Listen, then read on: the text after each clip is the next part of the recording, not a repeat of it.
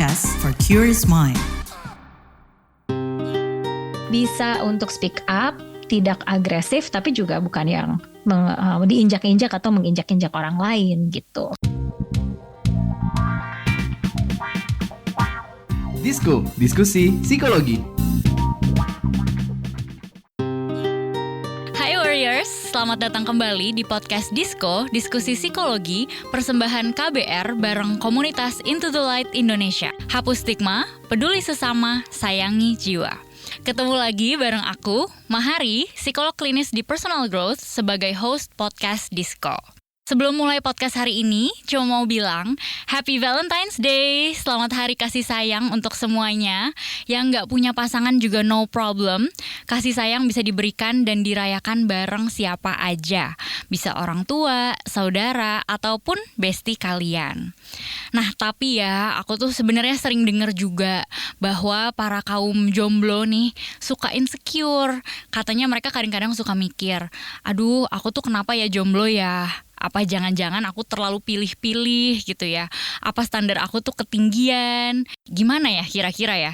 Cuma kalau dari pendapatku pribadi, memang seharusnya yang namanya pasangan hidup tuh kita agak pilih-pilih tuh boleh ya gitu. Bukannya bermaksud gimana-gimana. Cuman kan maksudnya untuk seumur hidup. Jadi kita pastiin itu emang yang terbaik buat kita. Especially kalau yang udah banyak red flag-nya tuh. Udah jelas-jelas sampai ada kekerasan fisik, psikologis, ataupun bahkan seksual, it's a big no ya Warriors ya. Kita gak boleh nih toleransiin hal-hal kayak gitu. Nah, aku pengen tanya kalau menurut Warriors gimana? Karena hari ini kita akan bahas di podcast Disko. Dan biar lebih asik lagi ngobrolnya dan lebih insightful, hari ini aku udah ngajak ahlinya relationship. Ada Mbak Pinkan Rumondor, psikolog klinis dan dosen psikologi di Binus University. Hai Mbak Pinkan. Hai Mahari, hai Warriors. Hai, Senang bisa ketemu-ketemu nih di podcast kali ini. Yes, dan fun fact, Mbak Pinkan ini dulu adalah pembimbing aku selama S2. Thank you banget Mbak Pinkan udah nyempetin mau ikut diskusi, ngobrol-ngobrol santai kita hari ini. Iya, topiknya penting banget nih soalnya Mahari. Yes, dan ngomongin penting gak penting gitu ya, pengen nanya sebenarnya sama Mbak Pinkan. Sebenarnya menurut Mbak Pinkan sebagai psikolog ya, kalau misalnya bertemu mungkin klien-klien yang bertanya, apalagi klien-klien jomblo gitu ya, Mbak aku tuh pengen punya pasangan, tapi tuh sebenarnya aku harusnya gimana sih? Apakah aku boleh gitu ya punya standar tertentu, atau nanti aku malah dianggapnya mungkin perfeksionis atau terlalu pilih-pilih, atau gimana nih sebaiknya gitu? Menurut Mbak Pinkan gimana? Menurut aku punya standar untuk milih pasangan itu malah penting banget loh. Oh, penting banget. Penting banget. Kenapa? Karena punya standar tentang pingin pasangan hidup yang kayak gimana. Berarti itu kita cukup kenal nih sama diri kita sendiri. Kita tahu apa hal yang penting bagi kita dalam hidup dan apa yang kita butuhkan dalam menjalani hidup. Karena keputusan menikah dan punya partner jangka panjang itu salah satu keputusan paling besar dalam hidup loh. Itu akan mempengaruhi keputusan-keputusan kita lainnya, seperti soal pekerjaan, soal anak, soal keluarga, soal tinggal di mana, dan lain sebagainya. Jadi perlu banget kita tahu sebetulnya kita pinginnya apa sih ketika menikah nanti. Dan untuk itu kita butuh pasangan yang seperti apa. Oke. Jadi justru ketika kita bisa menentukan gitu ya, oh aku maunya punya pasangan yang A, B, C, itu bisa jadi tanda positif bahwa kita ternyata udah cukup kenal sama diri kita sendiri. Nah cuman kadang-kadang ya Mbak, kadang-kadang tuh kita ikut-ikutan aja. Kayak misalnya ngelihat di TikTok atau di mana, oh cari pasangan harus yang kaya, harus yang anaknya siapa gitu ya kan, atau mungkin harus yang ganteng, harus yang ini itu. Mungkin kadang-kadang tuh pengennya sih yang sesuai sama diri kita, tapi nggak bisa dipungkiri apalagi kalau masih baru remaja, mungkin dewasa awal gitu ya Mbak, kita jadi ikut-ikutan. Nah cara ngebedainnya kira-kira gimana ya Mbak? Ini emang benar-benar yang kita punya kriteria kita itu memang yang udah cocok dan harus kita cari sesuai, atau mungkin kita perlu mengevaluasi juga kali ya standar yang kita punya. Betul. Kalau misalnya kita masih ragu dengan standar yang kita udah punya, coba sekarang ganti pertanyaannya ke diri kita sendiri. Emangnya kita ngebayangin punya hidup yang kayak gimana sih ketika udah menikah nanti? Emangnya let's say fast forward 10 tahun ke depan, pengen lihat hidup kita seperti apa? Kita berkeluarga yang seperti apa? Apakah misalnya kita full time di rumah aja menjaga anak, atau kita sambil mengasuh anak, sambil bekerja, atau sambil berbisnis? Itu penting banget kita ketahui dulu. Baru setelah itu kita lihat lagi, oke, kalau aku pengen hidupku begini setelah berpasangan, kira-kira orang yang kriterianya kayak gini akan bisa mendukung nggak ya? Akan oke nggak ya dengan kehidupan yang aku inginkan nanti? Gitu. Jadi itu lebih penting daripada punya pasangan anaknya siapa atau tadi ya seganteng artis yang mana gitu. Betul. Karena gimana ya Mbak, kalau misalnya zaman sekarang apalagi di TikTok ya, itu tuh sering banget ngomongin aku tuh pokoknya nanti mau jadi pilates mom, ya kan. Terus nanti maunya yang antar anak, terus abis ngedrop anak langsung lanjut pilates, yoga, abis itu brunch, abis itu jemput anak lagi deh gitu kan. Nah, tapi apakah betul itu yang kita inginkan gitu kan? Itu yang kadang-kadang bikin beberapa orang jadi udah tertuju pokoknya harus yang kaya, harus yang ini, harus yang itu. Padahal sebenarnya pas akhirnya dicoba nih, dapet nih yang kaya nih, kok zonk juga gitu, relationshipnya malah penuh sama red flag. Betul dan mesti dipikir sebaliknya juga sih menurut aku. Kalau misalnya kita ingin menjadi tadi ya pilates mom atau yang seperti apa, punya standar. Sekarang kita coba kita balikin. Kira-kira kita udah menarik belum ya dengan calon pasangan? Udah cukup, kira-kira kita memiliki kualitas yang juga akan dilirik nggak ya sama calon pasangan yang kira-kira akan merestui kita menjadi pilates mom gitu. Jadi jangan sampai kita kepingin menjadi pilates mom, kita pingin ya udah ngasuh anak aja, tapi kita mencari partnernya yang punya nilai bahwa perempuan juga mestinya juga kerja gitu misalnya. Sebaliknya juga kalau kita mencari aku pengen yang punya ini mapan secara ekonomi. Nah, kita sendiri cukup mapan gak ya? Kita sendiri cukup bisa mengelola hidup kita dan mengelola diri kita nggak? Iya, masa kita mau tergantung terus-terusan sih gitu. Jadi kalau kita udah mapan nggak apa-apa, nanti juga akan ketemu yang sesama mapan gitu. Jadi sebenarnya dengan kita membayangkan kita pengen hidup kayak gimana, nggak apa-apa, kejar aja seperti itu. Tapi jangan sampai semuanya kita atribusikan atau kita tempelkan ke pasangan. Oke, aku mau jadi begini, maka pasanganku harus gitu. Tenang, kita juga masih punya diri kita sendiri ya, nggak sih Mahari? Bener-bener, karena kalau kayak gitu jatuhnya kita jadi menggantungkan semua cita-cita kita di orang lain ya Mbak. Betul. Yes, aku setuju banget sih dalam hal ini. Dan mungkin yang aku pengen tanya ke Mbak Pinkan adalah, ada nggak sih kayak bare minimum gitu yang perlu menjadi kriteria dari semua orang kalau bisa? Ya ada sih, ada. Orangnya mesti bisa respect, mesti bisa menghargai diri kita sebagai manusia. Menghargai itu maksudnya punya kemampuan untuk mendengarkan apa yang kita bicarakan, mau tidak apa-apa hanya dia yang memutuskan gitu ya. Jadi menghargai kebutuhan, menghargai pendapat dari si calon pasangannya. Paling nggak itu sih penting banget, menghargai. Kalau udah nggak bisa menghargai, kayaknya udah red flag deh. Kalau apa-apa maunya sendiri atau misalnya apa-apa tidak melibatkan pasangan, wah itu hati-hati sih. Jadi paling penting banget dia harus bisa respect orang lain dan juga respect dirinya sendiri. Jadi dia tipikal orang yang mungkin kalau bahasa kita asertif ya, Maria. Jadi bisa untuk speak up, tidak agresif, tapi juga bukan yang diinjak-injak atau menginjak-injak orang lain gitu. Jadi respect, menghargai orang lain. Wow, cuman satu kata respect, tapi itu aja udah bisa mencoret banyak orang ya untuk nggak memenuhi si bare minimum ini. Apalagi kalau misalnya dengerin curhatan klien-klien gitu kan, pasti kan banyak dari antara mereka bilang, aku tuh bukan ngerasa dia nggak ngehargain aku sih, soalnya dia selalu bilang dia tuh kayak gini sama aku karena dia sayang gitu kan. Dia nggak ngelibatin aku dalam keputusan karena dia nggak mau aku ribet. Ya kan, hati-hati. Nah, atau misalnya bahkan kalau sampai di kasus-kasus ekstrim ada yang bilang dia menghukum aku dengan mukul aku segala macam karena dia sayang sama aku, karena dia pengen aku jadi orang yang lebih baik. Jadi minimal banget nomor satu respect dulu ya, warriors menghargai. Menghargai gitu. Jadi di satu sisi yang ekstrim kita kadang-kadang terlalu halu, di sisi ekstrim yang lain kita kadang-kadang terlalu accepting nih sama semua jenis orang. Kita bilang ya udah deh nggak apa-apa, yang penting tadi kaya apa segala macam, tapi dia nggak respect sama kita. Wah, hati-hati. Balik lagi, apakah itu hidup yang warriors mau? Kayaknya sih Apakah bukan ya. mau hidup yang tertekan, tersakiti secara fisik, apakah itu, atau pingin hidup yang lebih berkembang gitu, bisa jadi diri sendiri, bisa berkontribusi ke masyarakat. Nah, kalau yang kedua yang Warriors mau, berarti mesti banget tuh dipikirin, oke saya mau berkembangnya jadi apa? Kalau gitu saya butuh partner yang seperti apa? Kira-kira partner saya nih mesti melihat isu apa sebagai isu yang penting gitu. Jadi sebenarnya banyak banget yang perlu kita pikirin sendiri dulu nih sebelum akhirnya kita buat kriteria pasangan hidup gitu. Oke. Dan misalnya ya Mbak, kita udah nemuin yang menurut kita oke banget ya, tapi tiba-tiba mungkin setelah menjalani hubungan beberapa bulan atau bahkan mungkin setelah setahun kita menyadari, aduh bahkan ternyata yang bare minimum kata Mbak Pink kan nggak lolos lagi gitu. Aku nggak merasa dia respect aku. Apa sih yang harus kita lakuin Mbak? Karena ya lagi-lagi kan kita udah bikin standar sedemikian rupa, runtuh begitu saja kan agak sakit juga ya.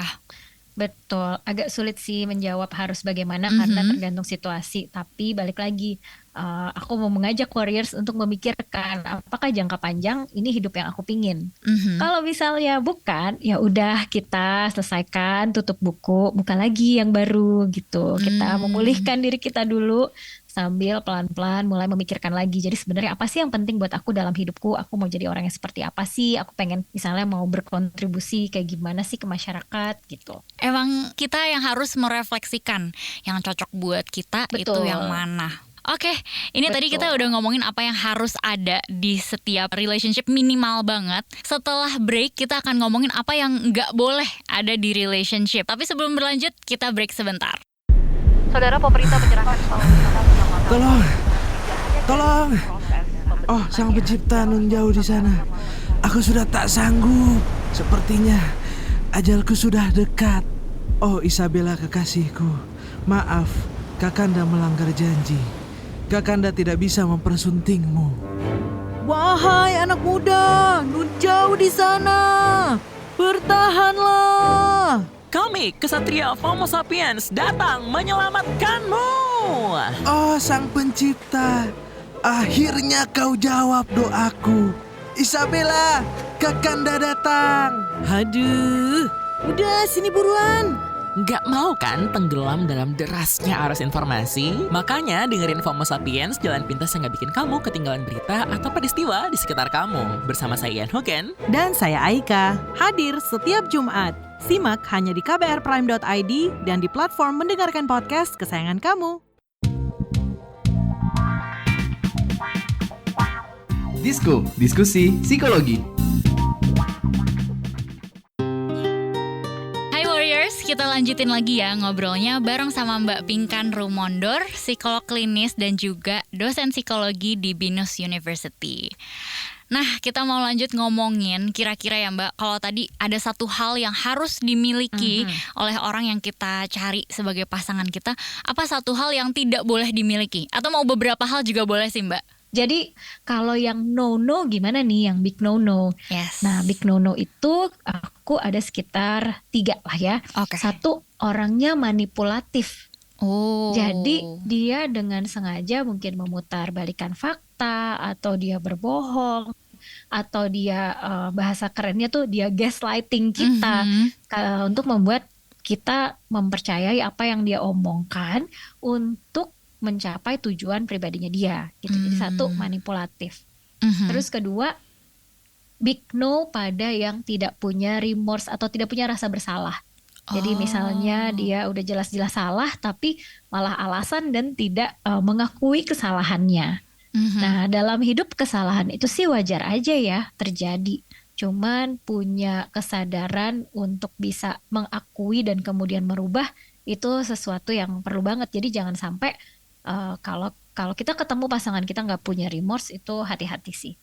Dan yang ketiga, yang don'ts atau yang red flags itu adalah kalau dia hanya bisa berfokus pada dirinya sendiri dan dia sulit berempati pada kondisi kita maupun pada kondisi orang lain.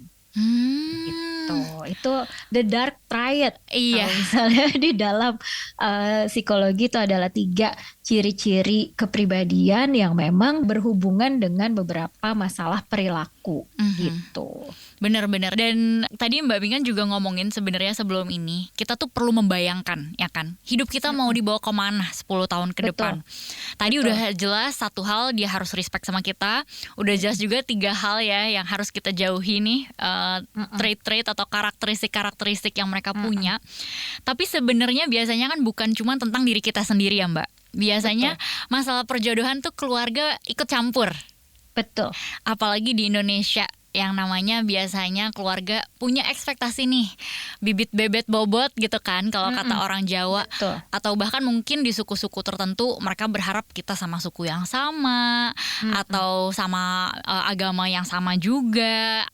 Nah, itu kira-kira gimana ya nih Mbak menghadapinya dalam kita membuat standar? Apakah kita harus benar-benar ikutin plek-plekan gitu ya? Oke, pokoknya bibit bebet bobot harus yang paling oke gitu ya? Atau gimana cara kita mengkompromikannya? Kalau bicara pada orang dewasa, jadi kalau warriors yang udah 21 tahun ke atas, mungkin bisa memahami bahwa sebagai orang dewasa kita punya pilihan. Bukan ngajarin untuk menentang orang tua ya atau gimana, tapi sadari dulu apa sih sebetulnya dibalik anjuran orang tua untuk melihat bibit bebet bobot. Pasti kan mereka punya maksud yang baik sebetulnya. Jadi coba aja buka diskusi dulu. Kalau misalnya menurut kita sebagai orang dewasa, kita berpikir kayaknya aku pengen punya pasangan yang lebih bervariasi deh pilihannya, gitu. Misalnya kita ada keinginan ke situ, atau kemudian ada yang deketin tapi beda agama atau beda suku. Sebelum kita melangkah lebih jauh, coba dulu bicarakan dengan orang tua, lebih kepada pahami mereka sebetulnya apa alasan mereka menganjurkan bibit bebet bobot yang seperti itu tadi. Biasanya mereka akan berujung pada kebahagiaan kita yang menjalani dan kebahagiaan keluarga besar. Biasanya begitu. Nah, kalau misalnya memang kita sudah ketemu yang cocok buat kita tapi kurang sesuai bibit bebet bobot, cek dulu kita memenuhi nggak alasan yang orang tua inginkan. Misalnya kita bahagia nggak, dan apakah calon pasangan kita itu punya kriteria lain yang bisa bikin keluarga besar kita bahagia juga nggak, gitu. Karena kebutuhan dasar mereka kan itu, ingin melihat kita bahagia dan keluarga besar bahagia juga. Kalau kita bisa melihat bahwa oke, biarpun pasangan saya berbeda, bibit bobotnya tidak sama persis dengan apa yang dianjurkan oleh orang tua, tapi saya bahagia loh sama dia. Tapi saya lihat dia punya kualitas lain yang juga bisa berdampak positif ke keluarga saya. Nah, disitulah buka komunikasi lagi dengan orang tua. Yakinkan orang tua bahwa terlepas dari bibit bebet bobot yang mereka anjurkan, dengan cara berbeda pun bisa bertumbuh bersama kita dan akhirnya ikut berdampak pada kebahagiaan keluarga gitu. Jadi memang jalannya cukup panjang ya warriors. Kalau misalnya kita kayaknya punya pasangan yang kurang begitu sesuai dengan anjuran bibit bebet bobot keluarga, itu tidak mudah memang, apalagi di Indonesia ya. Mungkin beda kalau warriors yang tinggal di luar negeri atau memang keluarganya udah tidak begitu memikirkan itu, tentu beda ya. Tapi kalau restu orang tua itu masih penting buat kita dan kita memang masih tinggal di masyarakat yang begitu mementingkan bibit bebet bobot, maka memang perlu usaha yang lebih. Bukan berarti nggak bisa sih. Dengan catatan si partner ini beneran bikin kita bahagia. Maksudnya pasangan ini memang mendukung kita untuk bahagia dan memang kita lihat potensinya bisa bertumbuh bareng dia gitu, dengan catatan seperti itu. Ini panjang ya jawabannya, nggak ada jawaban yang pendek soalnya. Iya benar-benar, tapi apa ya, cara Mbak Pinkan menyampaikan ya itu benar-benar bikin kita juga berpikir dan berefleksi diri gitu. Karena kalau misalnya ngelihat netizen ngomongin tentang restu orang tua dalam perjodohan, biasanya tuh mereka langsung pengen ngedebatin orang tuanya. Tapi yang Mbak Pinkan saranin di sini adalah coba dengarkan dulu. Sebenarnya orang tua itu nyaranin seperti itu karena apa? Karena ya benar juga sih Mbak, biasanya orang tua punya mungkin aturan-aturan tertentu untuk kebahagiaan kita. Tapi kita mikirnya, mereka mau kontrol hidup kita. Padahal mereka cuma pengen kita bahagia sih biasanya ya. Dengan cara yang mereka tahu dulunya begitu gitu kan. Sebagaimana diturunkan oleh orang tua mereka mungkin, karena itu yang dianggap baik mungkin. Itu yang familiar buat mereka ya. Betul, yang familiar. Tapi dengan perkembangan modern, dunia modern seperti ini, pernikahan campur suku itu udah banyak sekali terjadi, udah beda banget sama gimana 10 tuh, Mbak? tahun lalu gitu.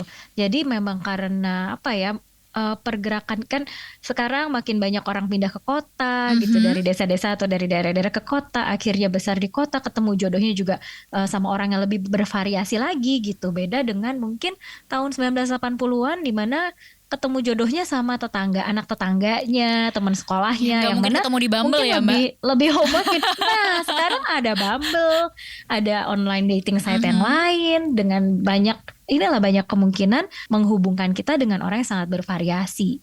Jadi zamannya udah beda, bisa dibilang seperti itu ya. Kemungkinan kita ketemu dengan yang sangat sama justru mungkin tidak sebesar dulu ketika kehidupan masih di situ-situ aja gitu, Mbak. Oke. Ini tadi kita ngomongin tentang sebenarnya memprediksikan kebahagiaannya kan, Mbak. Kita bilang ini bikin kita bahagia nggak? Kedepannya bakal bikin keluarga besar kita bahagia nggak? Nah di situ sebenarnya jadi bertanya-tanya juga, gimana ya cara tahu nih kita bakal bahagia atau enggak? Mungkin sebelum benar-benar ngomongin itu, yang aku penasaran adalah kalau tadi kan lebih tentang mungkin suku gitu ya, agama dan lain-lain yang emang udah melekat dari kita lahir. Betul. Biasanya. Tapi kalau misalnya tentang pendidikan gimana, Mbak? Karena sekarang lumayan rame di TikTok gitu ya, apalagi tentang perempuan-perempuan yang udah mungkin pendidikannya lumayan tinggi gitu kan. Terus akhirnya berjodoh sama laki-laki yang mungkin pendidikannya belum sampai situ dan akhirnya itu jadi masalah nih. Sebenarnya itu berpengaruh nggak sih, Mbak, ke hubungan pernikahan mereka nanti? Nah, sebelum bahas itu aku mau share sedikit penelitian yang menurutku menarik. Jadi ternyata kalau di Indonesia kan mungkin seobservasi kita, dan memang ada satu paper yang bilang di Indonesia itu pendidikan tinggi beberapa masih dibiayai oleh orang tua. Jadi ketika anaknya memiliki pendidikan yang tinggi, orang tua merasa saya udah berinvestasi nih, saya bayarin pendidikannya. Sehingga dalam pemilihan jodoh atau pemilihan pasangan hidup, orang tua jadi ikut berperan. Karena kan berpikir, ini anak saya udah saya besarkan, udah saya fasilitasi gitu. Saya pengen juga dong orang yang juga setara, misalnya seperti itu. Jadi kita pahamin dulu dari mana sih asalnya, kenapa orang tua kepingin anaknya juga dapat jodoh atau dapat pasangan hidup yang setara sama dia gitu. Balik lagi kan, orang tua ingin anaknya bahagia, ingin keluarga mereka juga bahagia. Jadi gitu, ternyata aku juga menemukan itu menarik ya juga ya, bahwa meskipun pada dewasa muda yang di perkotaan, artinya orang modern lah gitu, ternyata ada andil orang tua dalam pemilihan pasangan. Alasannya salah satunya semakin tinggi tingkat pendidikan, justru semakin tinggi andil orang tua. Setelah dikulik-kulik, oh rupanya itu karena orang tua sudah berinvestasi gitu. Jadi kita pahamin juga kenapa sih orang tua kita pingin kita sama pendidikannya sama gitu. Balik lagi ya, memahami dulu nih sebelum kita. Benar. Dan yang tadi Mbak bilang juga ya, meskipun kita udah 21 tahun, tapi kita harus sadar diri juga.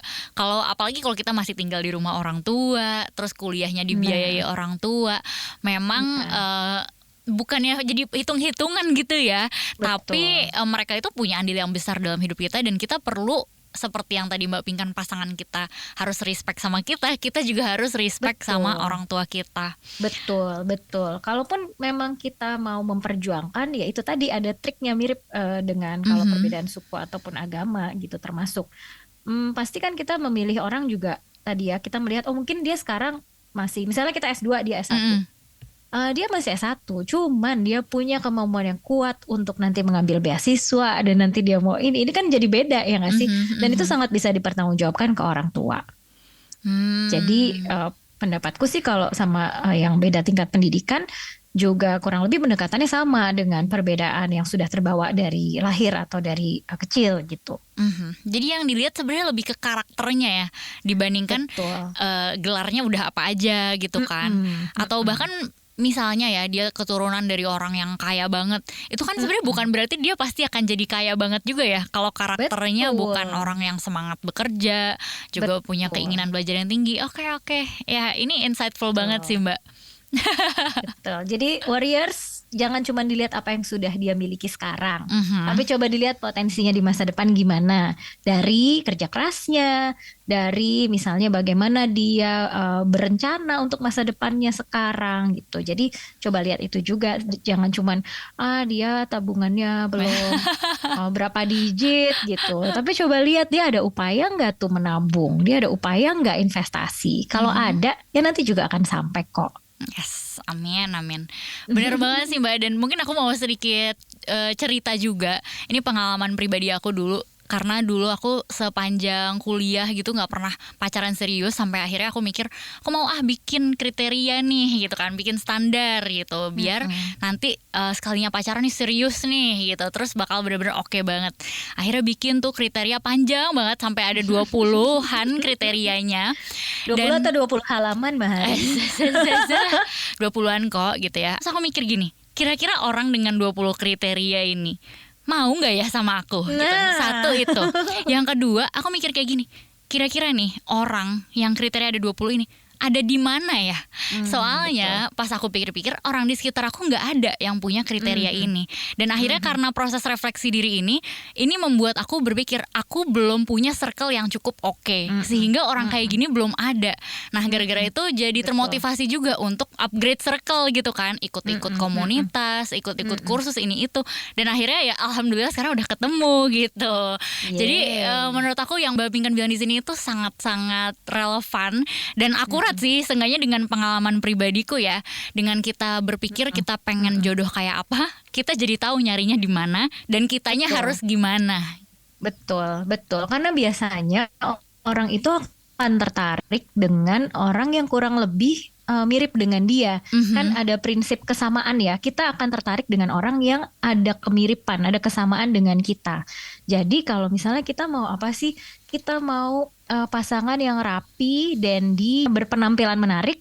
Ya kita mesti merefleksikan diri, apakah saya udah rapi, saya udah dandy, saya udah berpenampilan menarik juga. Karena orang yang berpenampilan menarik ya akan cari juga kurang lebih gitu dari dia. Benar-benar gitu. Jadi emang benar dibuktikan dengan pengalamannya Mahari ya. Bener banget sih, kita tuh jangan terlalu termakan sama cerita-cerita Cinderella gitu ya, yang kayak upik abu terus tiba-tiba ada Prince Charming langsung jatuh cinta sama dia gitu. Kita tetap harus meningkatkan kualitas diri kita supaya dapetin yang kualitasnya sepadan juga sama kita. Oke, kira-kira terakhir banget nih dari Mbak Pinkan, ada pesankah untuk para jomblo-jomblo atau mungkin tentang perkriteriaan ini? Ya ada dong, jadi selamat ini ya merefleksikan diri lagi buat para warriors, apalagi yang masih muda-muda, yang masih sekolah. Coba sebelum memikirkan kenapa aku jomblo, coba pikirkan aku mau hidup yang seperti apa sih di masa depan. Coba deh mulai dari situ, terus ikutin tadi pengalamannya Mahari, boleh banget tulis 20 halaman sebenarnya nggak apa-apa. Tapi abis itu pilihlah 5 lah gitu ya, yang paling top 5 hal-hal yang paling penting banget, yang memang itu penting bagi hidup kita dan kita ingin pasangan yang seperti itu untuk mendukung pertumbuhan pribadi kita. Jadi refleksi diri, terus kembangkan diri lebih lagi, dan nanti juga mudah-mudahan ketemu dengan orang yang cocok dan juga tertarik sama kita. Amin banget nih buat para jomblo-jomblo, supaya next Valentine udah ada yang nemenin ya kan. Dan bukan cuma ada yang nemenin tapi emang cocok gitu. Menurutku satu pesan terakhir dari aku adalah jangan sampai kita juga terlalu kaku gitu ya. Meskipun kita punya kriteria, kita tetap terbuka gitu. Yang penting secara umum masuk nih ke kriteria. Kita coba dulu trial and error sambil bereksperimen juga. Siapa tahu ada beberapa kriteria yang belum masuk nih. Gara-gara ketemu orang yang ini kita jadi tahu, wah nggak bisa sih sama yang begini. Nah masukin lagi ke list gitu kan. Betul. Oke, terima kasih banget buat Mbak Pinkan Rumondor yang sudah sharing di podcast Disco. Thank you juga Mahari. Buat Warriors, dengerin juga episode lainnya podcast Disco di kbrprime.id atau platform mendengar podcast lainnya. Sampai ketemu lagi di episode selanjutnya ya Warriors. Bye-bye. Disko, diskusi psikologi.